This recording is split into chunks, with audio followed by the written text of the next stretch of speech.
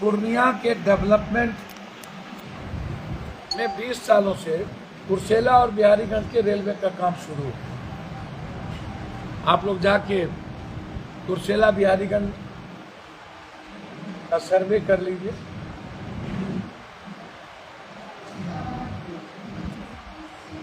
और गलगलिया जलालगढ़ का काम भी शुरू हो गया।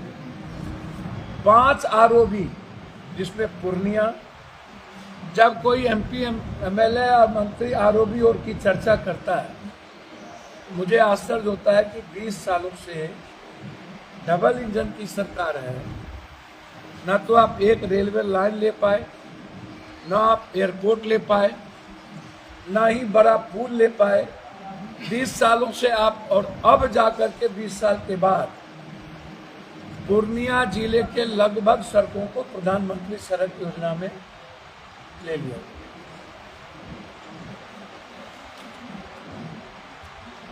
कस्बा, झील टोला और जानकी नगर में स्टेडियम बनाने का निर्णय।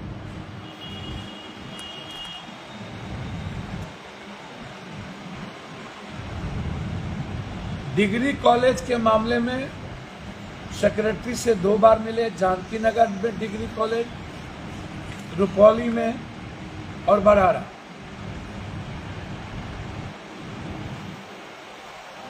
अब आप इस बात को ऐसे समझिए कि पूर्णिया को 3-3 डिग्री कॉलेज की सख्त आवश्यकता है, जिसमें शिक्षा विभाग के सेक्रेटरी डायरेक्टर से 5 बार मेरी और 10 बार लगातार बातचीत हो चुकी है, चिट्ठी जा चुके हैं।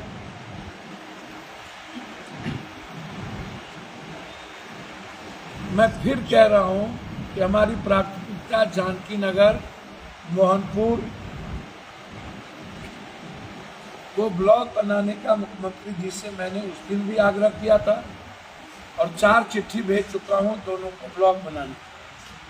हम चाहेंगे यहाँ के मंत्री संतु ब्लॉक बनाने में हमको सहयोग करें।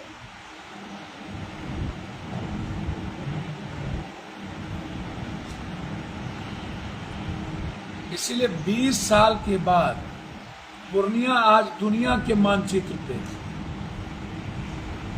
पूर्णिया हर दिन भारत के राजनीतिक, सामाजिक, आर्थिक क्षितिज पर।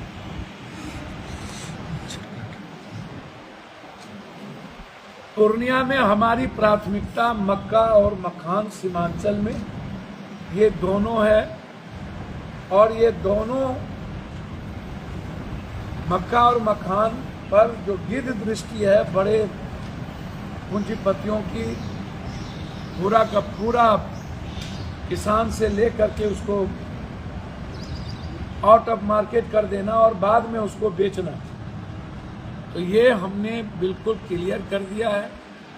और इस पर हम लगे हुए हैं कि पूर्णिया मक्का और मखान का बाजार और इस इलाके में उसकी वैल्यू, उसकी कीमत को कैसे हम बाजार दे करके करें, इस पर हमने भारत सरकार से लगातार चर्चा में है।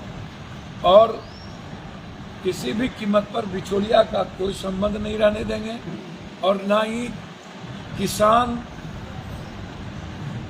पर जो सबसे ज़्यादा हमला है मक्का और मखान को लेकर के, जो पुनः निराशा है, वो सबसे बड़ी दिक्कत इस बात को लेकर के है कि अभी जो तूफान और ये इलाके में आया है, जिसमें लगभग 80% फसल पर सबसे ज़्यादा बोझ पड़ा है।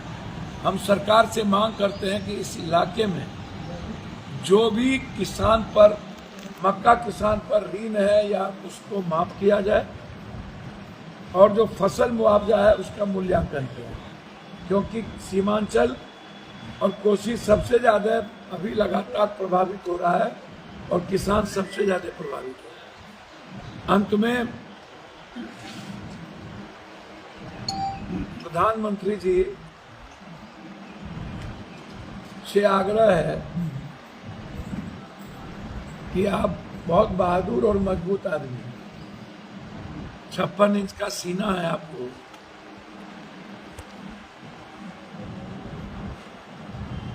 आप सकारात्मक कामों में लगे। बिहार का निर्माण कैसे होगा, गुजरात का निर्माण कैसे होगा, बिहार की गरीबी कैसे खत्म होगी, बिहार का पलायन कैसे रुकेगा, बिहार की बेरोजगारी कैसे खत्म होगी, बिहार के किसान को एमएसपी कैसे मिलेगा, आप इस कामों पर लगिए। आप जो लगातार नेशनल लॉ को लेकर के ईडी और सीबीआई का इस्तेमाल कर रहे हैं, मैं समझता हूं कि इंदिरा गांधी जी का पोता इस जन्म में क्या 7 जन्म में आपसे नहीं डरेगा। आप जितना डर दिखा लीजिए, क्योंकि मुझे लगता है कि आप डर चुके हैं, आप डरे हुए इंसान हो गए। आपको राहुल और प्रियंका गांधी से काफी ज्यादा डर है। आपको लगता है कि इन्हें किसी भी तरीके से, जैसे आप सदस्यता अविलंब रद्द करवा दिए थे, एक बिल्कुल नकली केस करवा करके, फिर जिसमें कुछ भी नहीं है, और बार बार पूरे परिवार को टॉर्चर करने की जो साजिश है, यह दर्शाता है कि आप को कानून के प्रति, संविधान के प्रति, जो सुप्रीम कोर्ट के जज भी जिस बात को कह दिए थे कि सारी संस्थाएं खत्म हो रही है, चाहे वो ईडी हो, सीबीआई हो, चुनाव आयोग हो, चाहे वो बैंक हो, और चाहे वो सुप्रीम कोर्ट हो, 6 जज ने जो बात कही थी,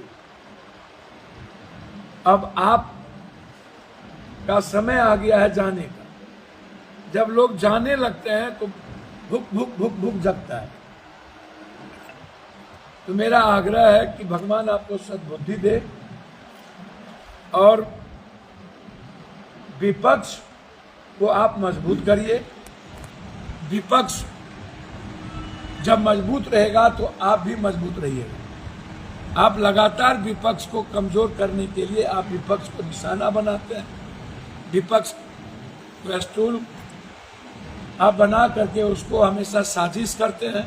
सोशल मीडिया, इंस्टाग्राम, फेसबुक के द्वारा आप लगातार गलत इंटरप्रेट करते हैं।